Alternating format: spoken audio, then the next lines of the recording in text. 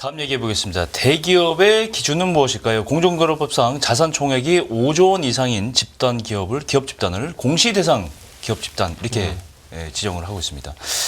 현재 88곳의 기업 집단이 공시 대상 기업 집단인데요. 방탄소년단의 빅히트 뮤직을 결사를 두고 있는 하이브, 네. 그다음에 대면 콘도로 유명한 소노 인터내셔널, 관광업체인 파라다이스 이게 이제 새로 들어왔어요. 네. 이제 대기업 집단으로. 파라다이스는 어떤 기업 구조를 갖고 있어요?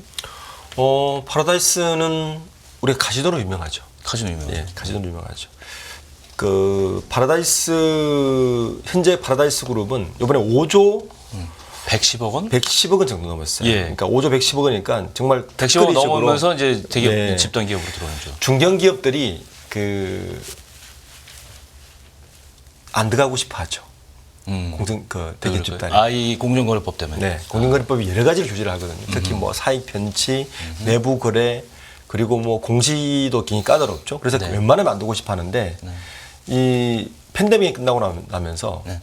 중국의 관광객이 몰려오고 하면서 카지노 매출이 너무 올라갔고 특히 현금성 자산이 너무 올라가면서 이 110억을 넘길 수밖에 없었습니다. 이 파라다이스 그룹은 창업자가 전낙원이에요. 그렇죠. 2004년에 돌아가셨습니다. 네. 네. 그 아들 하나 있는데 전필립 네. 현재 지금 현 회장이에요. 네.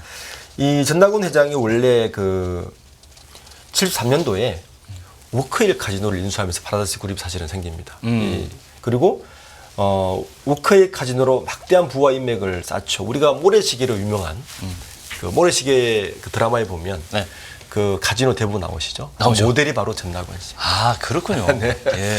그렇게 보시면 되고 그렇게 해서 그 국내의 카지노 강원랜드 다음으로 카지노를 영리법인을 운영하고 있고 예.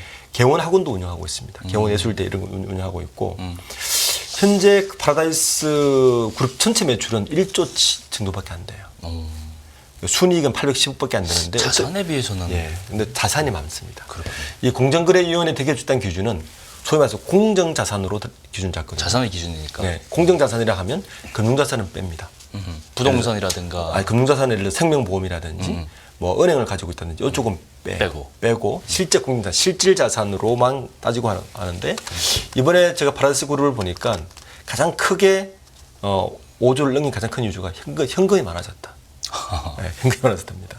돈을 많이 벌었다는 얘기는. 그렇죠. 매출액이 전년 대비해서 70%는 올랐어요. 어떻게 하면 매출이 70%가 오를 수 있을까요? 영업이익은요, 무려 1,300%가 올랐습니다. 이야. 그러니까 재작년 영업이익이 104억이었는데 예. 작년 영업이익이 1,458억. 그러니까 현금이 많을 수밖에 없죠. 그래서 자산 총기가 1년 만에 한 3% 늘었어요. 그래서 요게 이제 그 파라다이스 그룹이 이번에 공정거래위원회 기준 대기업 집단에 들어간 가장 큰 이유가 되겠습니다. 근데 이제 일부 보도가 됐는데 네. 사실 연합인포엑스 보도로 나갔어요. 파라다이스 그룹에서 주목받는 게 파라다이스 글로벌의 이 계열사죠. 이 글로벌의 내부 거래 현황이다. 네. 이렇게 나오는데 이거 좀 설명을 해주세요. 이 파라다이스 글로벌을 좀 그 지배 구조를 좀 이해하셔야 돼요. 예. 파라다이스 글로벌은 지주회사입니다. 예. 제일 꼭대기에 있는 제일 꼭대기는 지주회사고요.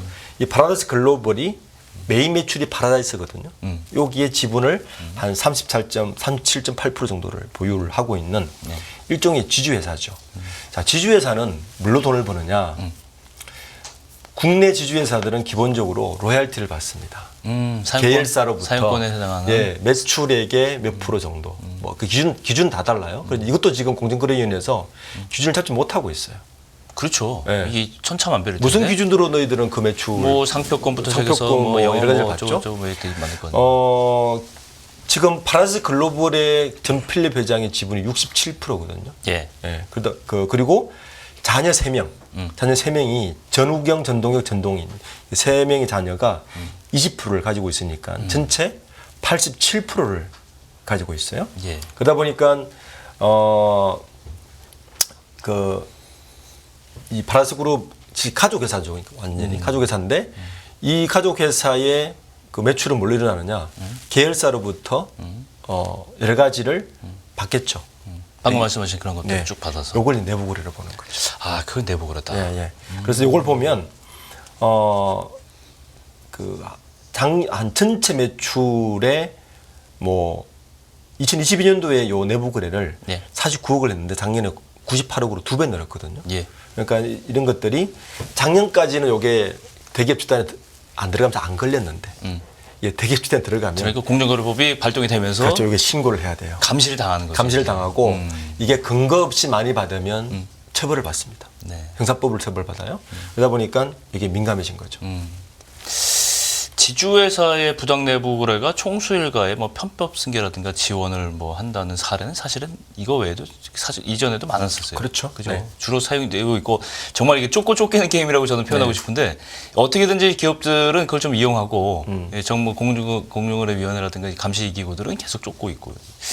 그룹 지배력을 강화하는 수단으로 당연히 이용이 되죠. 지주사에다 그렇죠. 힘을 네, 몰아주니까. 그렇죠. 네. 예.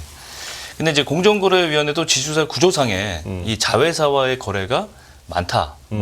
그럴 수밖에 없다는 점을 네. 감안하더라도 이게 너무 과도하게 내부 거래지 비중이 높으면 당연히 부당 내부 거래인지 살펴볼 수는 있다 이렇게 하는데 네. 사실 그게 쉽지 않을 것 같아요. 제가 보기에는. 쉽지 않죠. 예. 왜냐하면 지주회사는 사실 이거는 정부에서도 좀 문제가 있어요. 네. 왜냐하면 2004년도 이후에 우리나라 정부가 그 순환 출자 구조를 문제를 삼으면서 지주회사 체제로 계속 유도를 했거든요. 그렇죠. 그 사실은 지주회사도 정답은 아닙니다. 정답 아니죠. 일본에서도 그건 정답이 아니라고 이미 왜냐하면 페이퍼 컴퍼니거든요, 사실은요. 네. 페이퍼 컴퍼니란 말이에요.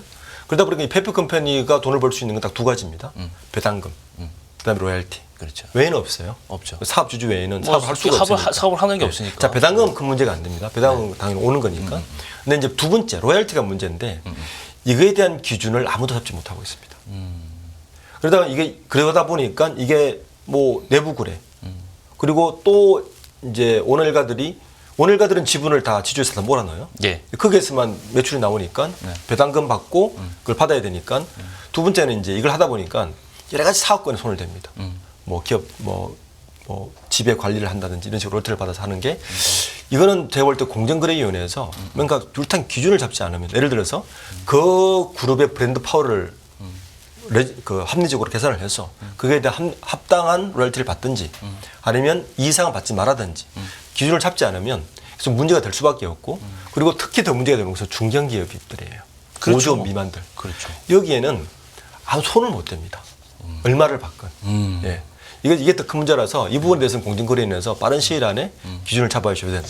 스탠다드가 필요한 것 같아요. 이거는. 맞습니다. 예, 왜냐하면 특히 이제 업종에 따라서는 예를 들어서 제 생각이지만 제조사가 위주인 이 기업 집단은 사실은 로열티라든가 사용권이라든가 뭐 여러 가지를 이제 합리적으로 개선. 왜냐면 비교 대상이 있으니까. 네. 근데 예를 들어서 파라다이스 이런 종류의 그룹들은 예를 들어서 카지노 사업이라든가 네. 뭐 엔터테인먼트 안 하죠. 지금 뭐 하여튼 뭐 관광 산업 이런 네. 거는 사실 개측하기가 좀 어렵지 어렵죠. 않을까요? 도박하는 분들이 가지노하는 분들이 파라다이스 보고 가지는 않거든요. 그렇죠. 예. 그러니까 계측이 어렵죠. 어렵죠. 네, 그런 데한 기준이 필요합니다. 이 부분은 지속적으로 논쟁거리가 될 겁니다. 그렇죠. 네. 해외 사례 좀 사실 살펴볼 필요가 있고 공정거래위원회가 미국이라든가 여러 군데 사례들을 기본적으로 해외는 살펴는 볼 텐데 로열티의 개념이 별로 없습니다. 왜냐하면 철저하게 개별 기업 기능으로만 갑니다. 네. 기업 집단이라는 걸 사실 좀 잘 사용하지 우리보다는 않습니다. 좀 희미하다. 맞습니다. 네. 그런 이유군요. 말씀하신 대로 이제 80여 개, 88개 대기업 집단 기업 집단 소속이 아니라면 이렇게 이제 사각지대가 존재를 해요. 그래서 이제 이게 이제 제가 보니까 공정거래법 이게 47조에 해당하는. 네, 맞습니다. 예. 47조 있습니다. 이제 이걸 이제 법을 바꿔서 이게 5조 기준이 아니더라도 사실은 기준을 낮춰도 사실 그 밑에 있는 기업들은 또 문제일 거 아니에요, 그죠? 그렇죠.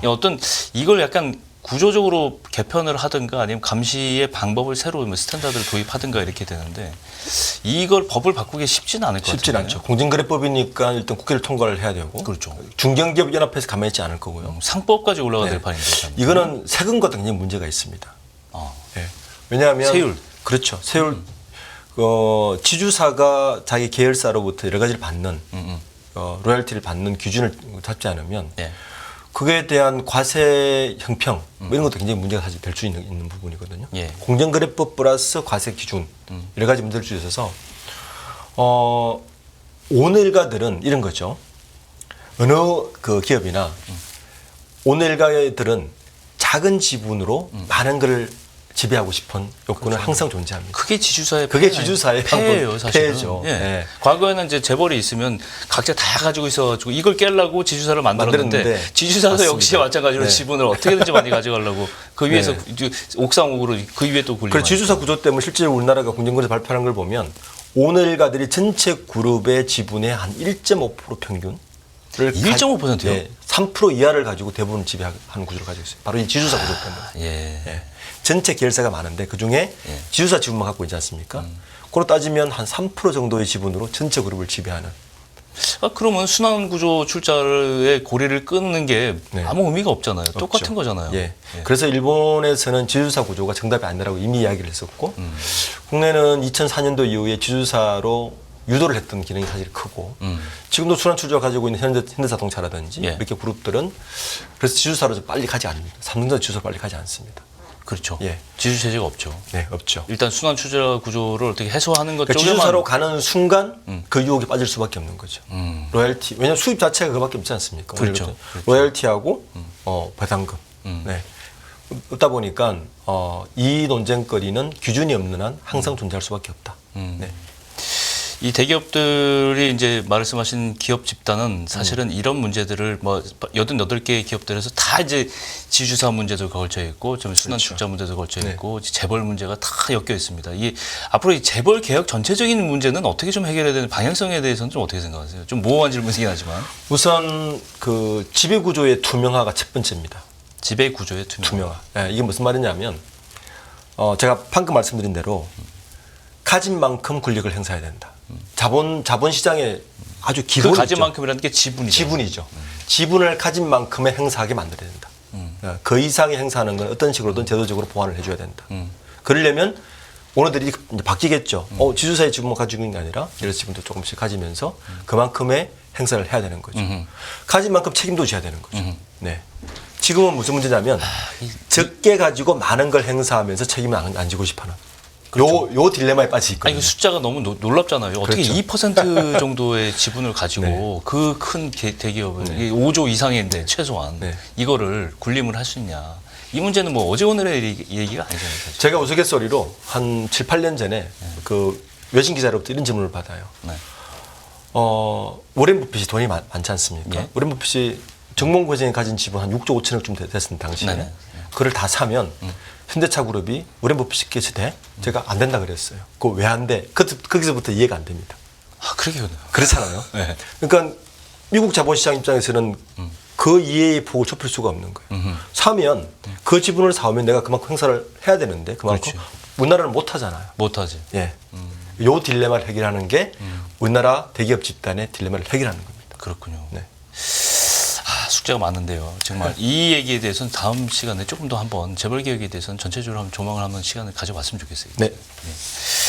예, 이렇게 해서 오늘 경제원풍 리더스 인덱스 박주근 대표님과 함께 해봤습니다. 오늘 말씀 고맙습니다. 네, 감사합니다.